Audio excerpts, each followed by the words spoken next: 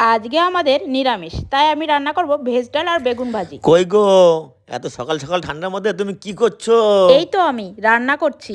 আজকে তো ঠান্ডা পড়েছে, ভাবছি কাজের সাইডেই যাবো আরে না। তুমি কাজে না গেলেও হবে, কিন্তু আমার যে রান্না না করলে হবে না। তুমি আমার কাজ নিয়ে কথা বলছো?